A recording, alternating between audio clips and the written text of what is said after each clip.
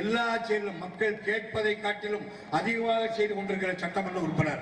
அதே போல ஒரு பாராளுமன்ற உறுப்பினர் கதிரானந்த், அவருக்கு உதயசூரியன் சின்னத்திலே வாக்குகளை தாருங்கள் தாருங்கள் என்று கேட்டு இங்கே நம்முடைய அண்ணன் சம்பத் அவர்கள் அற்புதமான பேச்சாளர். நான் இன்னும் சொல்ல போனால் அவருடைய தமிழுக்கு நான் அடிமை. அவ்வளவு அற்புதமானவர். இலக்கியமா அருமை, அரசியலா அவரை விஞ்சுவதற்கு நாட்கள் கிடையாது. அப்படி ஒரு அற்புதமான பேச்சாளர் நமக்கு கிடைத்திருக்கிறார். அவருடைய பேச்சை பயன்படுத்திக் கொண்டு அந்த பேச்சின் வாயிலாக உங்கள் வாக்குகளை தருவதன் மூலம் அவருடைய பேச்சுக்கு அது வலிமை சேர்க்கும் என்று சொல்லி வாய்ப்பிற்கு நன்றி கூறி விடைபெறுகிறேன். நன்றி, வணக்கம். மாவட்ட கழகத்தின் அவைத் தலைவரும் முன்னாள் மாநில அமைச்சர் டாக்டர் விஜய் அவர்களே, நம்முடைய பொதுக்குழு உறுப்பினர் கதிரேசன் அவர்களே, சந்திர விஜய் அவர்களே, நம்முடைய சுப்பிரமணியம் அவர்களே, நம்முடைய மேயர் அவர்களே, இங்கே இருக்கிற உரையாற்றி அமர்ந்திருக்கிற ரமேஷ் அவர்களே, கென்னடி அவர்களே, மற்றும் இருக்கிற கழகத்தினுடைய முன்னோடிகளே, பகுதி கழக, நகர கழக, வார்டு கழகத்தினுடைய இன்று இருக்கிற இந்தியா கூட்டணியை உருவாக்குவதற்கு அச்சாணியாக விளங்கியது நம்முடைய தளபதி முதல்வர் மு.க. ஸ்டாலின் தான். பல்வேறு வாட்டாக பிரிந்து கிடந்த இந்திய நாட்டினுடைய எல்லா இயக்கங்களையும் ஒன்றாக சேர்ந்து இந்தியா கூட்டணியை உருவாக்கி நம்முடைய தமிழகத்துடைய ஒப்பற்ற தலைவர் டாக்டர் கலைஞர் அவர்கள் அதை செயல்முறைப்படுத்தி தமிழ்நாட்டிலே இருக்கிறவர்களை படித்தவர்களாக்கி, பட்டதாரிகளாக்கி, அரசு வேலைகளிலே அமர்த்தி அழுக பார்த்தவர். அந்த வழியிலே நம்முடைய தளபதி மு.க. ஸ்டாலின் நம்ம நாட்டினுடைய முதல்வர் பேசிவிட்டு சென்றாரே, இந்திய நாட்டினுடைய பிரதமர் மோடி அவர்களுக்கு பதில் அடி கொடுக்கின்ற அளவுக்கு இந்த பொதுக்கூட்டம் அமைய இருக்கிறது. அவருடைய வார்த்தைகள் அமைய இருக்கிறது. நாம் என்ன சொல்கிறோம் என்று சொன்னால், மக்களிடம் வாக்குகளை கேட்கின்ற நேரத்தில் இந்த இயக்கத்தை உருவாக்கியவர்களே நடேச முதலியாரும், முத்தைய முதலியாரும், டி.எம். நாயரும், சர்பிடி தியாகராயரும் தான் இந்த இயக்கத்துக்கு முப்பாட்டனாக இருக்கிற நீதி கட்சியை உருவாக்கியவர்கள். அந்த வழியிலே வந்ததுதான் திராவிட முன்னேற்ற கழகம். அவர்களே, பொதுக்குழு உறுப்பினர் கதிரேசன் அவர்களே, சந்திரசேகரன் அவர்களே, அன்புநிதி அவர்களே, மாநகர பொருளாளர், வரலாற்று சிறப்பு மிகுந்த வேலூர் மாநகராட்சியின் மேயர் என்கிற பொன்மகிடத்தை அலங்கரிக்கின்ற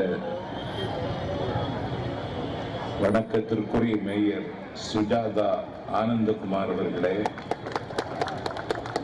மாட்சிமை தெங்கிய முன்னாள் அமைச்சர்கள் சொல்லுகின்றன. இதற்கெல்லாம் என்ன காரணம்?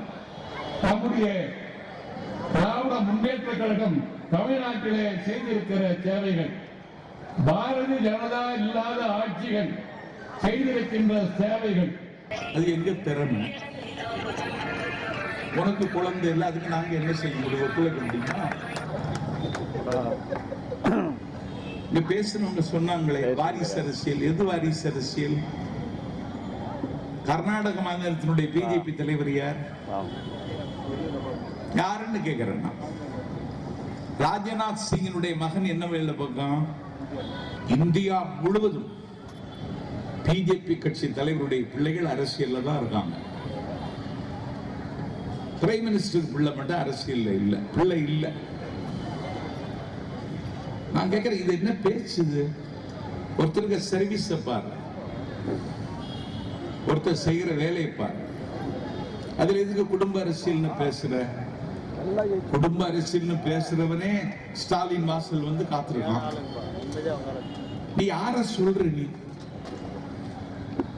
நீ என்ன செய்தேன்னா சொல்லு. இன்னைக்கு ஸ்டாலின் சொல்லுகிறார், நான் கன்னியாகுமரியில இருந்து எனக்கு வேற வருமானம் கிடையாது, நான் ஒரு விமர்சகனாக நான் என்னுடைய நாட்களை நகர்த்தி கொண்டிருக்கிறேன். இதுல லாபமா நஷ்டமா என்ன கிடைக்கும் ஏது கிடைக்கும்னு என்கிட்ட எந்த திட்டமும் இல்லை. நான் கன்னியாகுமரியில இருந்து ஒரு யூடியூப் சேனல் என்கிட்ட பேட்டி கேட்கிறான். நான் டிக்கெட் போட போனா எனக்கு 965 ரூபாய் நேற்றுக்கு. மோடி வந்த பிறகு சீனியர் சிட்டிசனுக்கு சலுகை இல்லைன்னு அறிவிச்சான். நான் இன்னைக்கு 1565 ரூபாய் கொடுக்கிறேன். 5 வருஷத்துல மட்டும் 2.25 லட்சம் ரூபாய் நான் இழந்திருக்கேன். இன்னைக்கு ராகுல் காந்தி சொல்லுகிறார், நாங்கள் ஆட்சிக்கு வந்தால், இந்தியா கூட்டணி ஆட்சிக்கு வருமானால் சீனியர் சிட்டிசனுக்கு ரத்து செய்யப்பட்ட சலுகைகள் மீண்டும் கிடைக்கும் என்கிறார். சொல்வது ராகுல் காந்தி. நீ சொன்னியா? இந்த தேர்தலுக்காக சொன்னியா? நீ இல்ல. இடஒதுக்கீடு 50% வரம்பை அப்புறப்படுத்துவதற்கு அரசியல் சட்டம் திருத்தப்படும் என்கிறார் ராகுல் காந்தி. அண்ணன் ஸ்டாலின் சொல்லுகிறார், இந்தியாவினுடைய கதாநாயகனே காங்கிரஸ் கட்சியினுடைய தேர்தல் வாக்குறுதி தான் அப்படிங்கிறார். கச்சா எண்ணெயின் விலை டாக்டர் மன்மோகன் சிங் பிரதமராக இருந்த பொழுது அன்னைக்கு 65 ரூபாய் ஒரு லிட்டர் பெட்ரோல், இன்னைக்கு 105 ரூபாய். அன்னைக்கு 600 ரூபாய் சிலிண்டர், இன்னைக்கு 1000 ரூபாய். இதுக்கு பாத யாத்திரையா இது? அவன் பாத யாத்திரை போகும்போது அந்த கட்சிக்கு தொண்டன் ஒருத்தன் ஆட்டுக்குட்டி அவனுக்கு பரிசா கொடுக்கறான். ஆட்டுக்குட்டியை வாங்கி வச்சுட்டு சிவகாமின்னு பேர் சொல்றான். ஆட்டுக்குட்டியை கொடுத்தவன் சொல்றான், இதுக்குடா ஆடு இல்லைங்கிறான். கொண்டு போ 3 குட்டி இதுவும் போடுங்கிறான். ஆட்டுக்கும் கிடாய்க்கும் வித்தியாசம் தெரியாத கிடாய்கள் எல்லாம் இந்த நாட்டு அரசியல்ல எங்களை எதிர்த்து பாலிடிக்ஸ் பண்ணணும்னு நினைக்கிறான். இப்ப வெறி வந்துச்சு. நீ ராமர் கோவில் பிரதிஷ்டை பண்ணின அன்னைக்கு 19 கோவில்ல குடமுழுக்கு தமிழ்நாட்டில் நடந்துச்சு. 19 கோவில். இதுவரைக்கும் 1250 கோவில்ல குடமுழுக்கு நடந்துச்சு. நீ ஒரு கோவிலை கட்டி வச்சுட்டு இவ்வளவு ஆட்டம் போடுற. நீ இன்னைக்கு ஒரு பிற்படுத்தப்பட்ட சமூகத்தை சார்ந்த என்னுடைய தங்கை இன்றைக்கு சென்னையில ஒரு கோவில் வாசல்ல உட்கார்ந்துட்டு தித்திக்கிற திருவாசகத்தை தமிழில் படிக்கிறார். ஒடுக்கப்பட்ட சமூகத்தை சார்ந்த நந்தனின் வம்சம் இந்த கோவிலில் இன்றைக்கு அர்ச்சகராக இருக்கிறது. ரத்தம் சிந்தி சாதிக்க வேண்டிய ஒரு சமூக புரட்சி என் அண்ணன் ஸ்டாலின் சத்தம் இல்லாமல் செய்து முடித்திருக்கிறார். இதை உனக்கு கேள்வி கேட்க முடியாது. 160 இடம் தான் கிடைக்கும். ஆனால் காங்கிரஸ் கட்சி இந்தியா கூட்டணி 360 இடங்களில் வென்று ஆட்சியை பிடிக்கும். மோடியை கேள்வி கேட்க முடியாது, கைது பண்ணிடுவான், சிறையில் அடைச்சிருவான். எல்லாரும் கேள்வி கேட்க பயந்தாங்க. இந்த பூனைக்கு யார் மணி கட்டுவதுன்னு இந்திய அரசியல்ல கேள்வி கேட்டாங்க. பூனைக்கு மணி கட்ட வருகிறேன்னு இந்த மணியை கட்டியவன் பெயர் ஸ்டாலின். எதிரும் புதிருமாக இருந்த இடதுசாரிகளையும் காங்கிரஸையும் ஒரே நேர்கோட்டில் சந்திக்க வைத்தவன் ஸ்டாலின். ஆம் ஆத்மி இந்தியா கூட்டணிக்கு கொண்டு வந்தவனுடைய பெயர் ஸ்டாலின். என் பெருமைக்குரியவர்களே, ராஷ்டிரிய ஜனதா தளத்தினுடைய தலைவன் தேஜஸ்வி யாதவை இந்த கூட்டணிக்கு கொண்டு வந்தவன் தலைவன். உத்தரப்பிரதேசத்தினுடைய அரசியலை தீர்மானிக்கிற அகிலேஷ் யாதவ் இந்தியா கூட்டணியில் இருக்கிறார் என்றால் அதற்கு காரணம் ஸ்டாலின். இந்தியாவினுடைய சரித்திர மாற்றத்தை இன்றைக்கு தமிழ்நாடு எழுதுகிறது. இந்தியாவின் வரலாறு கங்கை கரையில் எழுதக்கூடாது, காவிரி கரையில் எழுதப்பட வேண்டும் என்று அண்ணா சொன்னார். அந்த காரியத்தை இன்னைக்கு அண்ணன் ஸ்டாலின் சத்தம் இல்லாமல் செய்றார்.